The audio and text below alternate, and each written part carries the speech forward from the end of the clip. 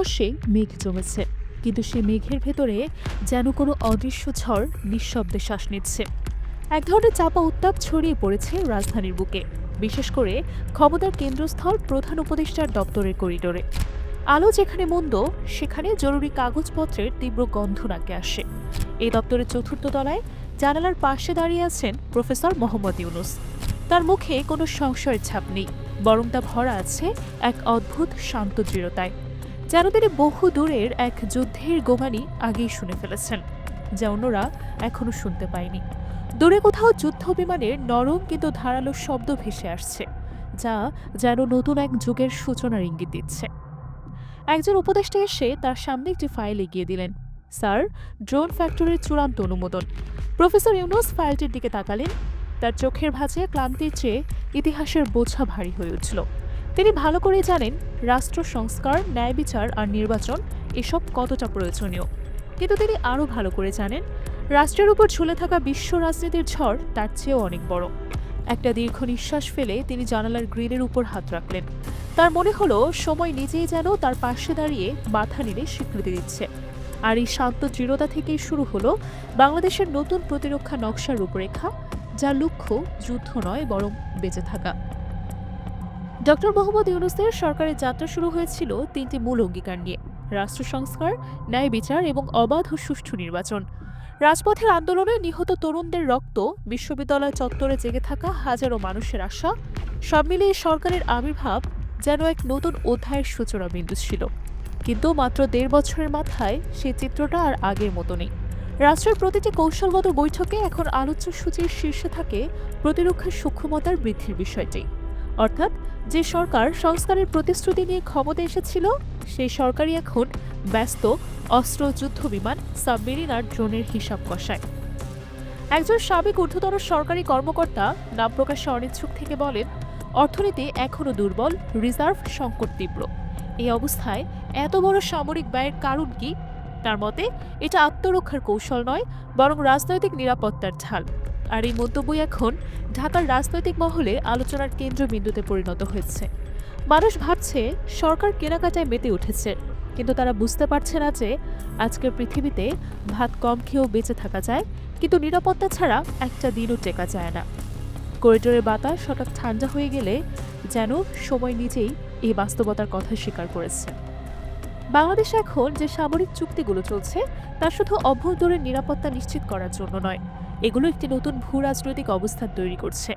চীনের সঙ্গে drone factory প্রকল্প, পাকিস্তানের সঙ্গে JF-17 থান্ডার যুদ্ধ বিমান কেনার চুক্তি, ইউরোপের সঙ্গে ইউরোফাইটার টাইফুন, তুরস্কের T-129 অ্যাটাক হেলিকপ্টার, দক্ষিণ কোরিয়ার সাবমেরিন, এমনকি যুক্তরাষ্ট্রের ব্ল্যাক হোল হেলিকপ্টার, এই পুরো তালিকায় রয়েছে এক অদ্ভুত ভারসাম্যের খেলা।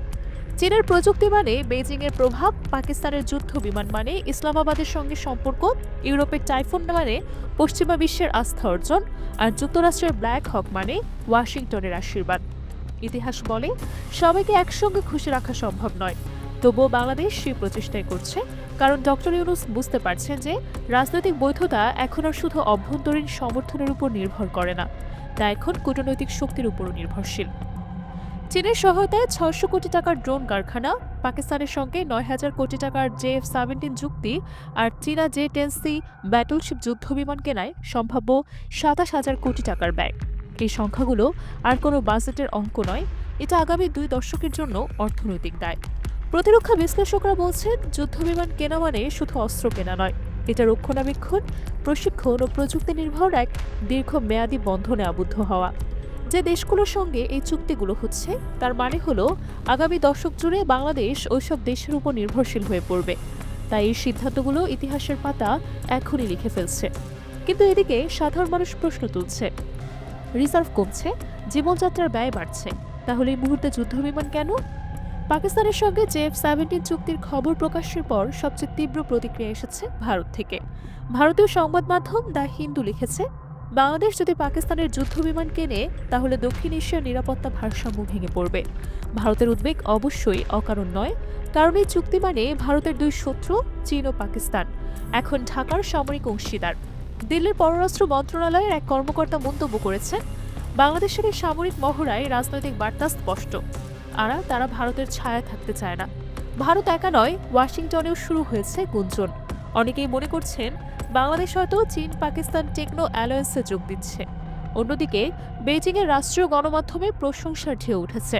তারা লিখছে, বাংলাদেশ এখন নতুন আত্মবিশ্বাসে উদ্ভাসিত। এই বহুমুখী প্রতিক্রিয়া প্রমাণ করছে ঢাকার সামরিক পদক্ষেপ এখন আঞ্চলিক শক্তি ভারসাম্যের নতুন কেন্দ্রবিন্দুতে পরিণত হয়েছে। আন্তর্জাতিক মঞ্চে ডক্টর ইউনূস মানবাধিকার, গণতন্ত্র আর স্বচ্ছতার প্রতীক হিসেবেই পরিচিত, কিন্তু ভেতরে ভেতরে তার সরকার চালাচ্ছে সবচেয়ে বড় প্রতিরক্ষার রূপান্তর। অনেকেই বলছেন এটা সফট ফেস, হার্ডকোর নীতির প্রতিফলন, বাইরে নরম ভেতরে কঠোর।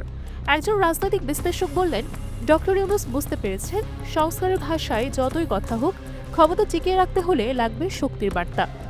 আর এই শক্তির বার্তা এখন যুদ্ধবিমান আর ড্রোনে প্রতিফলিত হচ্ছে। রাষ্ট্রীয় সংবাদ মাধ্যমগুলো বিষয়টি তেমন একটা প্রচার করছে না, কিন্তু প্রতিরক্ষা মন্ত্রণালয়ের ভেতরেই প্রতিদিনই নতুন প্রস্তাব আসছে যে আরও দ্রুত এগোতে হবে। সময় কম, যেন এক দৌড়ে নির্বাচনের আগেই দেশের প্রতিরক্ষা নীতি নতুন করে লিখে ফেলার দৌড় শুরু হয়ে গেছে। রাজধানীর বাইরে গ্রামগঞ্জে মানুষ হয়তো অনেকেই জানে যে দেশের কৌশলগত কাঠামোয় কত বড় পরিবর্তন হচ্ছে। চায়ের দোকানে এখনো আলোচনা হয়, বিচার হবে তো। কেউ ভাবছে না যে এই চুপচাপ রাতগুলোতেই কোটি কোটি টাকার সামরিক চুক্তি স্বাক্ষরিত হচ্ছে। এক অর্থনীতিবিদ বলেন, বাংলাদেশ যে অর্থনৈতিক চাপের মধ্যে আছে, সেখানে প্রতিরক্ষা ব্যয় বাড়ানো মানেই উন্নয়ন খাতে কাটছাঁট করা। আগামী প্রজন্মের ঘাড়ে তোলা হচ্ছে দায়ের বোঝা।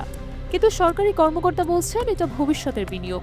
যে রাষ্ট্র আত্মরক্ষায় দুর্বল, সে কোনো সংস্কারই টিকিয়ে রাখতে পারে না। দুই পক্ষের তর্কের মাঝে একটা সত্য ক্রমশ পরিষ্কার হচ্ছে, রাষ্ট্রের সংস্কার এখন আর শুধু রাজনৈতিক প্রক্রিয়া নয়, এটি অস্ত্রের ভাষায়ও লেখা হচ্ছে।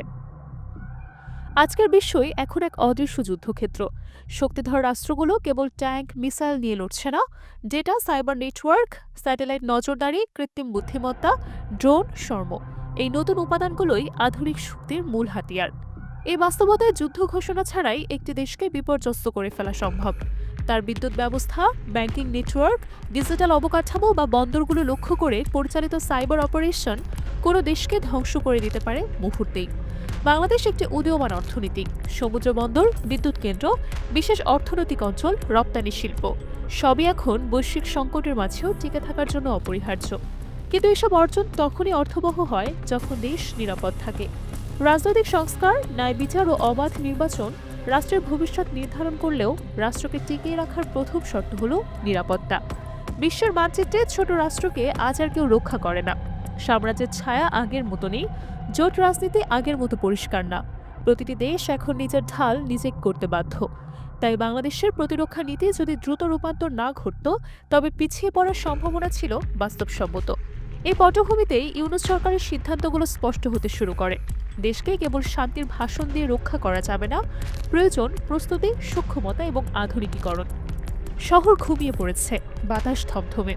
প্রধান উপদেষ্টার দপ্তরের জানালা থেকে একটি ক্ষীণ আলো বেরিয়ে আসছে। প্রফেসর ইউনূস একা বসে আছেন, তার সামনে দেশের মানচিত্র, কালো কলম দিয়ে আঁকা ছোট্ট ছোট্ট বিন্দু, ড্রোন ঘাঁটি, সাবমেরিন রুট, রাডার স্টেশন, বিমান ঘাঁটি। কিছু মানুষের চোখে এগুলো ব্যয়, কিন্তু তার চোখে এগুলোই স্বাধীনতার দেওয়াল। হঠাৎ আকাশে একটি আলো দেখা গেল, ছোট, দ্রুত, নিঃশব্দ। সম্ভবত পরীক্ষামূলক ড্রোন, সম্ভবত ভবিষ্যতের বাংলাদেশের প্রথম অভিভাবক। ইউনূস ধীরে বললেন, মানুষ ভাববে আমি কেন এত কিনলাম। আমি চাই না তারা আজ বুঝুক। যেদিন ঝড় আসবে সেদিন তারা বুঝবে, ডাল ভাত খেয়েও বাঁচতে হলে দেশকে আকাশ থেকে সমুদ্র পর্যন্ত আগে সুরক্ষিত রাখতে হবে। বাইরের রাত আরো অন্ধকার হলো, কিন্তু বাংলাদেশের আকাশে সেই ছোট্ট আলোটি জ্বলতেই থাকলো। হয়তো এটি ভবিষ্যতের সুরক্ষা, হয়তো এটি বেঁচে থাকার নতুন ভোর। কিন্তু এই ভোর কি শান্তির, নাকি নীরব অস্ত্রের মহড়ার সূচনা? এই নতুন প্রতিরক্ষা কাঠামো গিয়ে দেশকে কোনো অদৃশ্য যুদ্ধ থেকে রক্ষা করবে, নাকি তাকে আরো বড় কোনো ভূ রাজনৈতিক ঝড়ের মুখে ঠেলে দেবে? নীরবতার মধ্যেই প্রশ্নগুলো কেবলই ঘোরাফেরা করছে, যেন এক অশনি সংকেতের অপেক্ষায় থাকা ভবিষ্যৎ।